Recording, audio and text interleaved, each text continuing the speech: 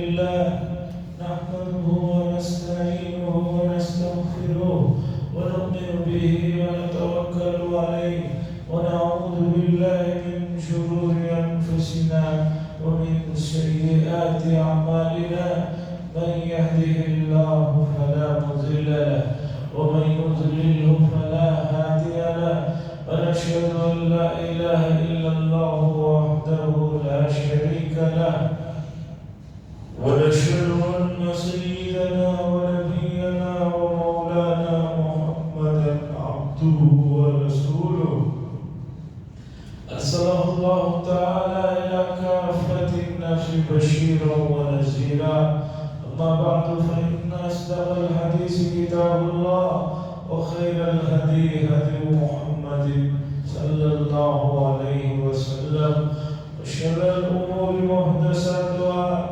وكل محدثة بدعة وكل بدعة ضلالة وكل ضلالة في النار. قال الله تبارك وتعالى في القرآن المجيد والفرقان الحميد واذكر في الكتاب إبراهيم إنه كان صديقا نبيا. وقال صلى الله عليه وسلم في حديث لما سئل الصحابة عن الأزهية قال سنة أبيكم إبراهيم أو كما قال صلى الله عليه وسلم. زیادہ محترم، یہ شوال مکرم کی آخری جمعہ ہے، بہت جلد چاند نظر آنے والا. اگلی تاریخ جو ہے وہ ذی القعدہ کی ہوگی، جو کہ اشہر حرم کے مہینوں میں ایک مہینہ ہے. ذی القعدہ اور ذی الحجہ یہ دونوں اشہر حرم والے مہینے، اور ایک اس کے ساتھ حج کے مہینے بھی کہلاتے ہیں. اور حج کا تذکرہ ہو اور حضرت ابراہیم علیہ السلام کی یاد نہ آئے، ایسا ہو نہیں سکتا. عزیزان گرامی، ہمارے یہاں جو عظیم لوگ گزرے ہیں اس میں ڈاکٹر اقبال صاحب، جنہیں علامہ اقبال صاحب لاہوری کے نام سے جانا جاتا ہے، یہ بڑے عظیم آدمی تھے. ان کی خوبی یہ رہی کہ انہوں نے بڑے بڑے تاریخی چیزوں کو مختصر اشعار میں ہمارے سامنے پیش کر دیا. نثر کی بات جو ہوتی ہے وہ زیادہ محفوظ اور یاد نہیں رہتی. نظم اور اشعار جو ہے وہ ذہن میں ہمیشہ محفوظ رہتے ہیں. بات وہی ہوتی ہے لیکن نظم والی بات زیادہ محفوظ رہتی ہے نثر کے مقابلے. اس لیے تاریخ میں سب سے زیادہ پرانا کلام جو ملتا ہے وہ نظم کی شکل میں ملتا ہے، نثر کی شکل میں کم ملتا ہے. یہ صرف قرآن و حدیث کا معجزہ ہے کہ نثر میں ہونے کے باوجود دنیا کا سب سے محفوظ ترین کلام ہمارے پاس ہے. خاص طور پر قرآن کے بعد احادیث میں جو رسول اللہ صلی اللہ علیہ وسلم کے جملے ہیں وہ ایسے جچے تلے جملے ہیں، ایسے مرتب اور منظم جملے ہیں اور اتنے مختصر ہیں کہ ان کو جو ہے ہر آدمی یاد کرنا چاہے تو یاد کر سکتے.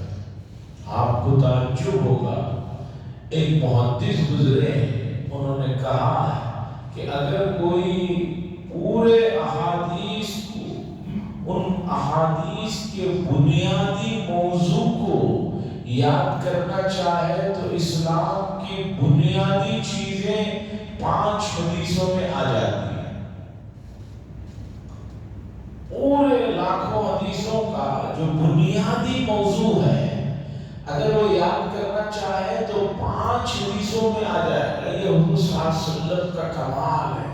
حضور نے فرمایا اوتیت جوامع الکلم، لوگوں مجھے اللہ تبارک و تعالیٰ نے جامع الکلم عطا فرمایا. یہ ایک معجزہ ہے کہ حضور صلی اللہ علیہ وسلم نے جملہ بولا وہ جملہ ایسا ہے کہ اس کے اندر دنیا بھر کے معانی اور مفاہیم اس کے اندر آ جاتے ہیں۔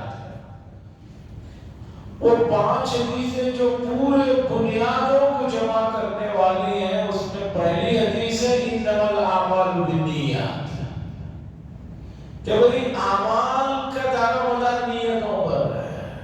اگر آدمی کی نیت اچھی ہے تو سمجھیے کہ وہ بہت بڑھیا کام ہے، اور نیت صحیح نہیں ہے تو پھر وہ عمل ضائع ہو جاتا ہے۔ اور نیت کیا ہونی چاہیے؟ اسے بتایا گیا کہ ہر کام کی نیت میں اللہ کی رضا اور اللہ کی خوشنودی ہونی چاہیے۔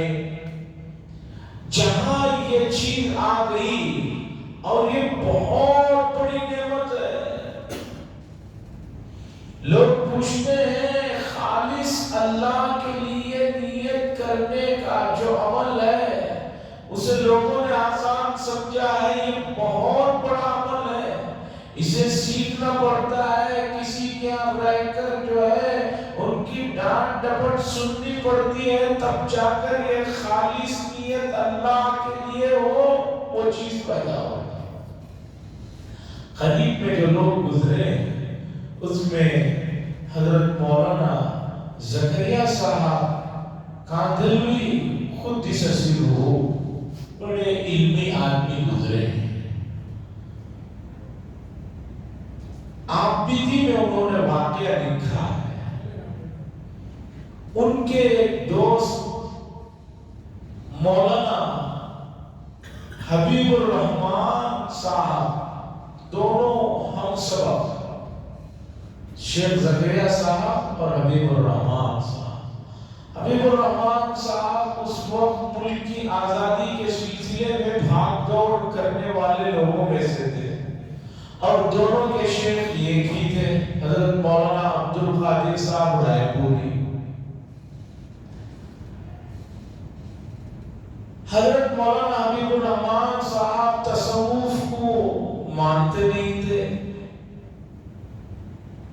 وہ کہتے ہیں کہ ایک مرتبہ میں سہارنپور گیا اور یہ سوچ کر گیا کہ جاتے جاتے شیخ زکریا صاحب سے تصوف کے بارے میں ایک سوال کروں گا، پھر رائے پور چلا جاؤں گا، یہ کہہ کر کہ بھئی میں واپس 2 دن کے بعد آؤں گا، اس کا جواب سوچ کر رکھنا۔ بڑے آدمی تھے، وہ بھی عالم تھے، اور وہ کہتے ہیں کہ میں نے کہا کہ جب میں یہ کہوں گا وہ یہ کہیں گے تو اس کا میں یہ سوال کروں گا، میں وہ سوال کروں گا، وہ یہ کہیں تو میں وہ کہوں گا۔ دنیا بھر کا انہوں نے سوچ رکھا، اور سیدھا مولانا حبیب الرحمان صاحب شیخ الحدیث مولانا زکریا صاحب کے پاس سہارنپور گئے۔ جانے کے بعد بات چیت ہوئی، چائے پی، اور کہنے لگے زکریا میں جا رہا ہوں رائے پور مولانا کے پاس، 2 دن بعد آؤں گا، جاتے جاتے ایک سوال چھوڑ کر جا رہا ہوں، اس کا جواب سوچ کر رکھنا، اور ایسا جواب دینا کہ اس پر کوئی اشکال نہ۔ شیخ زکریا صاحب نے کہا کہ ابھی سوال کیا ہے؟ حبیب الرحمان صاحب جو احرار کے جنگ آزادی کے بڑے عالموں میں سے تھے، انہوں نے کہا یہ تصوف کیا بلا ہے؟ تصوف کیا بنا ہے؟ اس کا جواب مجھے رکھنا، سوچ کر 2 دن بعد آؤں گا لوں گا۔ جب وہ جانے لگے تو حضرت شیخ الحدیث مولانا زکریا صاحب نے کہا کہ بھئی 2 دن کیوں، ابھی جواب لیتے ہوئے جاؤ۔ انہوں نے کہا اتنا جلدی جواب؟ کہا ابھی لیتے ہوئے جاؤ۔ تصوف نام ہے تصحیح نیت کی، کہ نیت کو درست کر لیا جائے، ہر کام عمل جو ہے درست کر لیا جائے، یہ تصوف کی ابتدا ہے۔ اور تصوف کی انتہا یہ ہے ان تعبد اللہ کأنک تراہ فإن لم تکن تراہ فإنہ یراک، کہ آدمی ایسے عبادت کرے جیسے وہ اللہ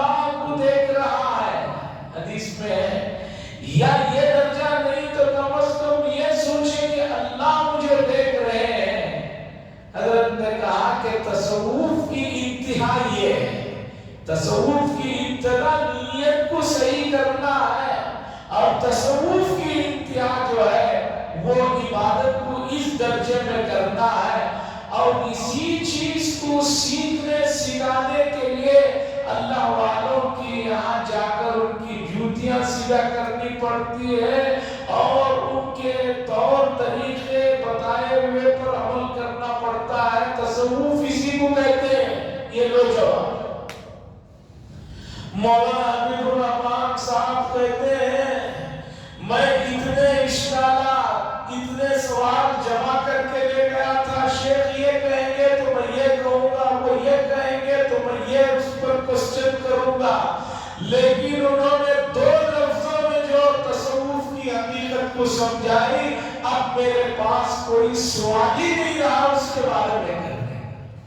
تو عزیزان گرامی، حضرت ابراہیم علیہ السلام کا تذکرہ چلتا ہے تو اس میں یہ بات آتی ہے کہ وہ اس درجے اور مقام تک پہنچے تو تھے، اس مقام کو حاصل کرنے کے لیے ہمیں کیا کرنا ہے؟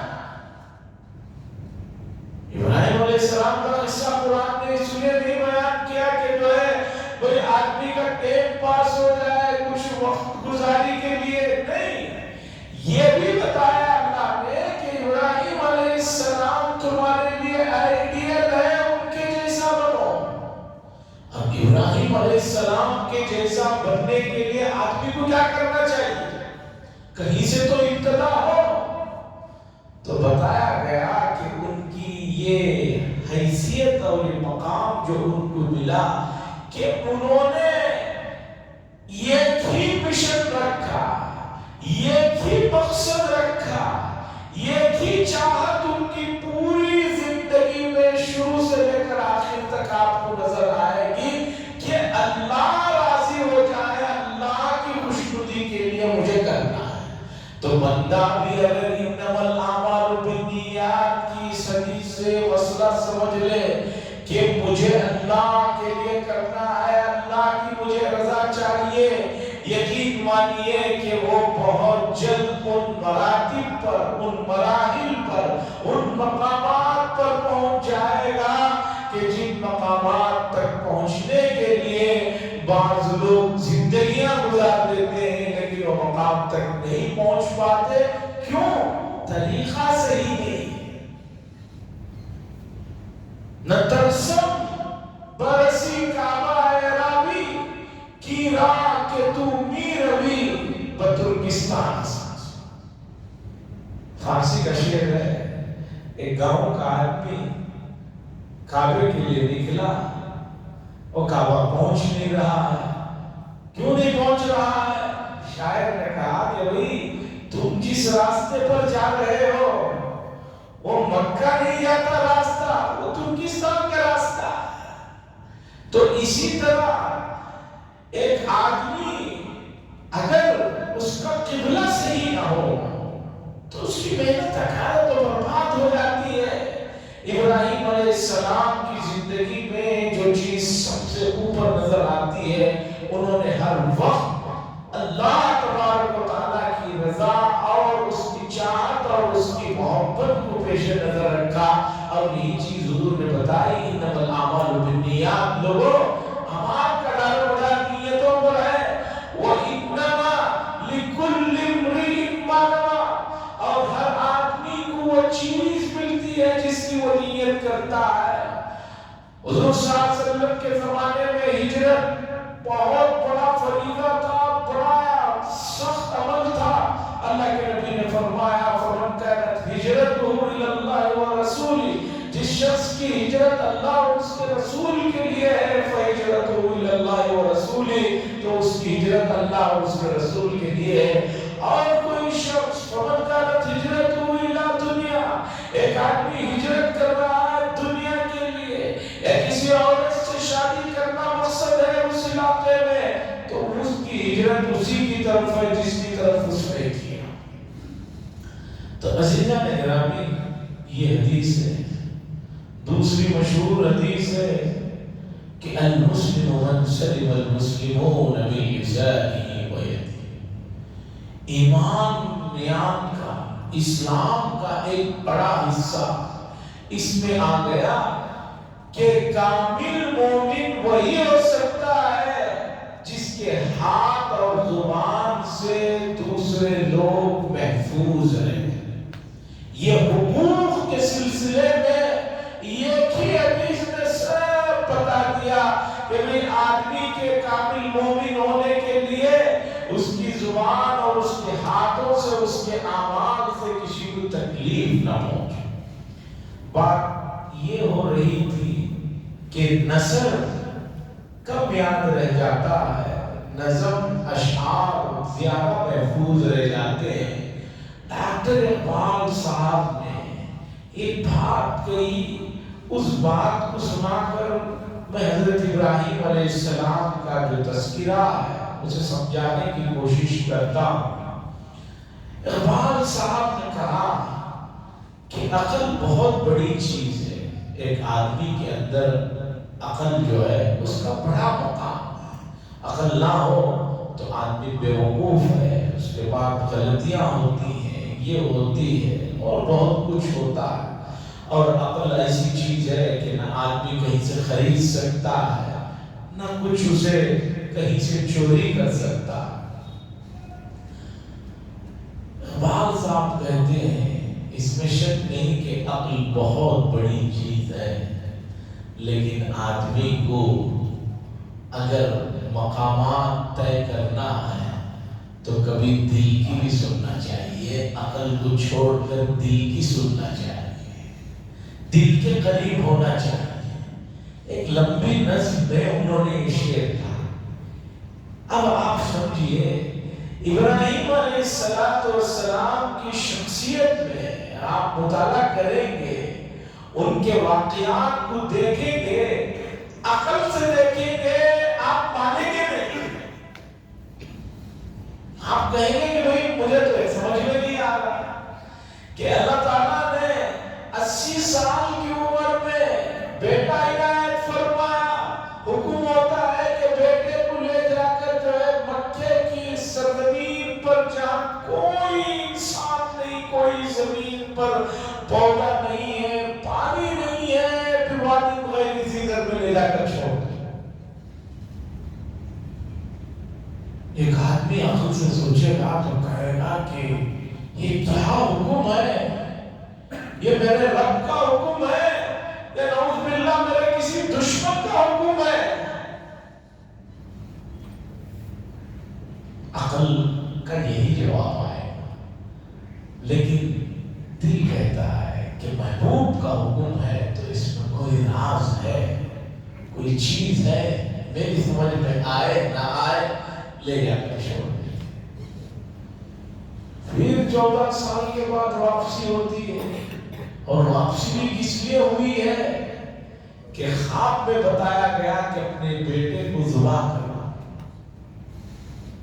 ابراہیم علیہ السلام ملک شام سے چلے آتے ہیں مکہ المکرمہ، آتے ہی بیٹا اور ان کی اہلیہ خوش ہوتے ہیں کہ وہی والد آ گئے ہیں، لیکن انہیں نہیں معلوم کہ جو آئے ہیں اس کے پیچھے کیا راز ہے۔ بیٹے کو لے کر نکل پڑتے ہیں زبان کی مانی۔ اگر آپ عقلی اعتبار سے سوچیں گے تو حکم دینے کے سلسلے میں بھی آپ کو شک ہوگا، اور عمل کرنے والے کی عقلی حالت پر بھی جو ہے آپ کو ترس آئے گا، لیکن دل کہتا ہے کہ وہ رب کا حکم ہے، اب اس میں اور چوم چلا کے عزیزان گرامی، عبادات اور محبت میں آپ کو دل سے سوچنا پڑے گا، اس لیے کہ اگر آپ نے عقل سے سوچا تو شریعت کے بہت سے مسائل آپ کو سمجھ میں نہیں آئیں گے۔ کوئی آدمی بیٹھا ہوا ہے، ہوا خارج ہو جاتی ہے، شریعت کہتی ہے کہ وضو ٹوٹ گیا۔ اب وضو کیا ہے؟ ہاتھوں کا دھونا، منہ کا دھونا، پیروں کا دھونا اور مسح کرنا ہے۔ کوئی آدمی پوچھے کہ ہوا تو پیچھے سے نکلی ہے اور حکم وضو کرنے کا ہے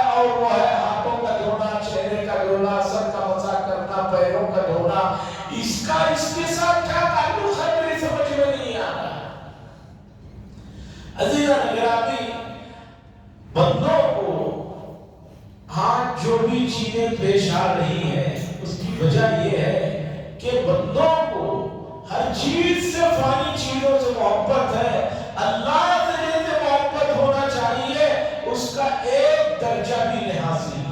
والذین آمنوا اشد حبا للہ، انسان کو سب سے زیادہ محبت اللہ سے ہونی چاہیے۔ رسول اللہ صلی اللہ علیہ وسلم سے کسی نے پوچھا کہ سب سے زیادہ قریبی آپ کے کون ہیں؟ آپ نے فرمایا ابو بکر صدیق رضی اللہ تعالی۔ لوگوں نے کہا سب سے قریبی دوست اور سب سے محبوب دوست کون ہے؟ سب نے یہی سمجھا کہ حضرت ابو بکر رضی اللہ تعالیٰ عنہ کا حضور نام لیں گے۔ حضور نے فرمایا اللہ۔ صحابہ نے پوچھا اللہ تو ہے، اللہ کے بعد آپ کو سب سے زیادہ خلیل اور سب سے زیادہ محبت کس سے ہے؟ تو حضور نے فرمایا خلت اور محبت تو صرف ایک سے ہوتی ہے، وہ اللہ سے ہے۔ لوگوں نے پوچھا پھر ابو بکر؟ کہا وہ میرے بھائی ہے، میرے ساتھی ہے، وہ میرے بھائی ہے، میرے ساتھی ہے۔ خلت اور محبت تو صرف اللہ سے ہوتی ہے اور سب سے زیادہ اللہ ہی سے ہے، اور اس دل میں اللہ کے علاوہ دوسروں کو محبت کا خانہ ہو، ایسا نہیں ہو سکتا۔ کچھ چیزیں لوگ اسے صحیح معنوں میں سمجھے ہی نہیں ہیں۔ لوگ کہتے ہیں یہ بھی میرا دوست ہے، وہ بھی میرا دوست ہے، وہ بھی میرا دوست ہے۔ کتنے خلت اور محبت تو ایک سے ہوتی ہے اور وہ ہے اللہ سے ہونا چاہیے۔ اس لیے ابراہیم علیہ السلام کا لقب خلیل اللہ ہے۔ عزیزان گرامی، گزرے ہوئے انبیاء علیہ السلام کے واقعات کو سمجھنے، خاص طور پر حضرت ابراہیم علیہ السلام ہے، حضرت موسیٰ علیہ السلام ہے، ان تمام کے واقعات کو اور ان کے حالات کو سمجھنے کے لیے آپ کو اللہ سے محبت ہونا چاہیے، تبھی جا کر مسئلہ سمجھ میں آئے گا۔ اگر آپ کو اللہ سے محبت نہیں ہے یا جسے آپ محبت سمجھ رہے ہیں وہ دھوکہ ہے، وہ محبت ہے ہی نہیں۔ ایک لطیفہ سنیے، بات کو سمجھنے میں آسانی ہوگی۔ لطیفہ تو ہے صورت لیکن واقعہ ہے۔ رمضان کے عید کے چاند کے لیے ہر آدمی بے قرار رہتا ہے۔ ایک بڑی عمر کے آدمی چشمہ پہنے وہ بھی چاند دیکھنے کے لیے مغرب کے بعد کھڑے ہوئے تھے، تو انہوں نے کہا چاند تو نظر آ رہا، باریک لکیر نظر آ رہی ہے، نظر آ رہی ہے۔ اب بغیر چشمے کے نوجوان جو ان کے ساتھی کھڑے ہوئے تھے وہ کہہ رہے کہ حضرت چاند تو کہیں نظر نہیں آ رہا۔ وہ کہہ رہے بھائی نظر آ رہا، نظر آ رہا۔ بہت دیر ہو گئی، کسی کو نظر نہیں آ رہا، اور یہ کہہ رہے ہیں کہ نظر آ رہا ہے، نظر آ رہا ہے۔ بعد میں ایک نوجوان نے دیکھا کہ وہ جو چشمہ پہنے ہوئے ہیں اس کے اوپر ایک سفید بال یہاں ان کا آ کر پڑا ہوا ہے۔ وہ اسی کو چاند سمجھ کر کہہ رہے ہیں کہ چاند نظر آ رہا ہے۔ پھر اس نوجوان نے چشمے کو، آئینے کو صاف کیا، کہا کہ حضرت آپ بتائیے کہ چاند نظر آ رہا ہے کہ نہیں نظر آ رہا؟ انہوں نے کہا نہیں، یہ ایک دم غائب ہو گیا۔ تو اب تک یہ جسے چاند سمجھ رہے تھے وہ آئینے پر ایک بال کی وجہ سے وہ سمجھ رہے تھے، تو اسی کو چاند سمجھ رہے تھے۔ اسی طرح امت مسلمہ کا حال ہے۔ یہ امت مسلمہ سمجھ رہی ہے مجھے اللہ سے بے انتہا محبت ہے۔ ہر آدمی کو پوچھئے وہ کہتا ہے میرے سے زیادہ تو اللہ اور اس کے رسول کو کوئی چاہنے والا ہی نہیں ہے۔ اگر اتنا ہی اللہ اور اس کے رسول کو چاہتے ہیں تو آپ نے اللہ اور اس کے رسول کے لیے کیا قربانیاں دی ہیں؟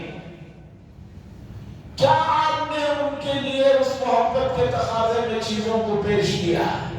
عزیزان گرامی، انبیاء علیہ السلام کے واقعات میں دل کو بیدار کیجئے۔ دل ایسی چیز ہے کہ حدیث نے بتایا کہ کہ اگر یہ درست ہے تو پورے اعضاء درست ہیں، اگر اس کے اندر خرابی آ گئی، اس کے اندر جو ہے شک آ گیا، اس کے اندر نفاق آ گیا، اس کے اندر صدق میں کمی آ گئی، تو سمجھیے کہ پورے اعضاء پورے اعمال بیکار ہو کر رہ جاتے ہیں۔ انبیاء علیہ السلام میں حضرت ابراہیم علیہ السلام کا تذکرہ یہ موسم میں چلتا ہے، لوگ تذکرہ سنتے ہیں، ان کے جیسے بننے کی کوشش نہیں کرتے، ان کے جیسے بننا مطلوب ہے، اس لیے کہ یہ وہ عظیم الشان شخصیت ہے جن کو ہم لوگ ہر روز نماز میں بھی درود میں ان کے اوپر جو ہے سلام درود بھیجتے رہتے ہیں۔ وہ اتنی عظیم شان شخصیت کے حالات و واقعات ہمیں بتاتے ہیں کہ ان کو یہ مقام اور رتبہ ملا اللہ کی محبت میں فنا ہو جانے کی وجہ سے۔ لوگ محبت فانی چیزوں کو سمجھتے ہیں، ایک فانی مخلوق کی محبت کو لوگ محبت کہتے ہیں، اس میں پاگل ہونے کو بڑا کام سمجھتے ہیں۔ مخلوق سے محبت وہ محبت نہیں ہوتی ہے، وہ غرض ہوتی ہے، وہ ہوس ہوتی ہے، وہ اس سے نیچے درجے کی چیزیں ہوتی ہے۔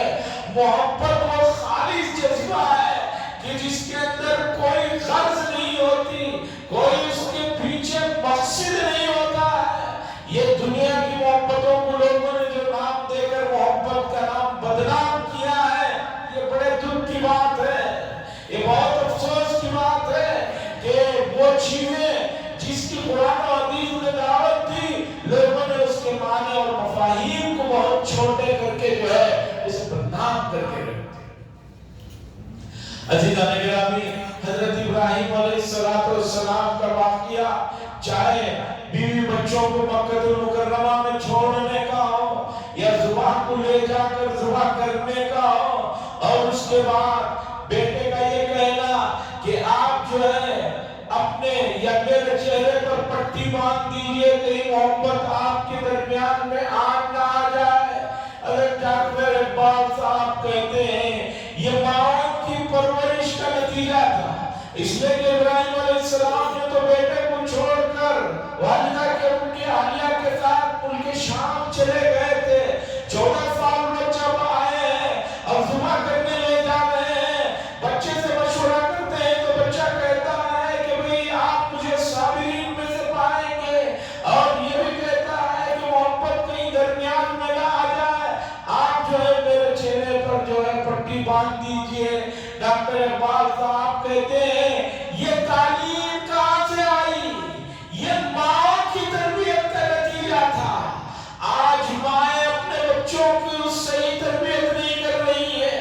سوال یہ ہے کہ مائیں تربیت کیسے کریں گی جبکہ ان عورتوں کے والدین نے ان کی صحیح تربیت نہیں کی؟ ہم نے اگر اپنی بچیوں کی صحیح تربیت کی ہوتی تو آپ کو جو ہے نوجوان نسل میں وہ جذبے نظر آتے جو آج نظر نہیں آ رہے۔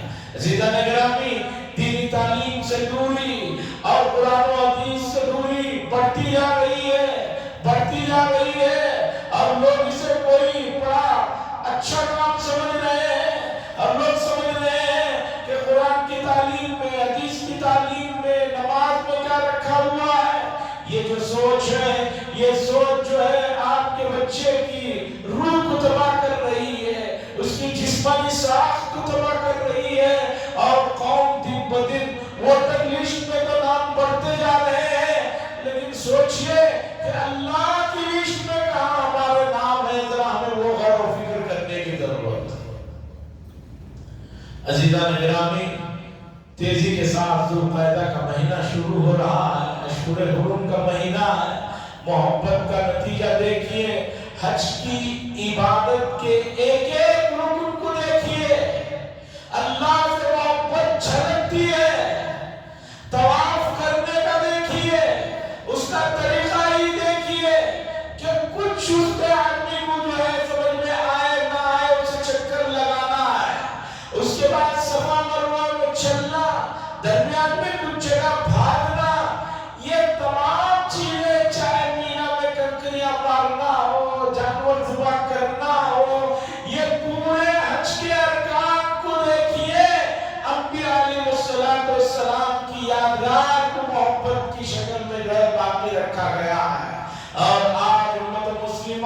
ہر چیز سے محبت کر رہی ہے، اللہ سے محبت نہیں کر رہی ہے، جس کا نتیجہ انہیں سوائے مایوسیوں کے، افسوس کے، پریشانیوں کے اور کچھ نہیں آ رہا ہے۔ ہماری گزارش ہے انبیاء کے واقعات میں ان کے جو جذبے محبت کے ہیں ان سے سبق حاصل کرنے کی ہمیں ضرورت ہے، اور اللہ سے بے انتہا محبت کرنے کی ضرورت ہے۔ یہی انبیاء علیہ السلام کی تعلیم کا نتیجہ ہے۔ پھر کوئی عمل، کوئی عبادت ہمارے لیے مشکل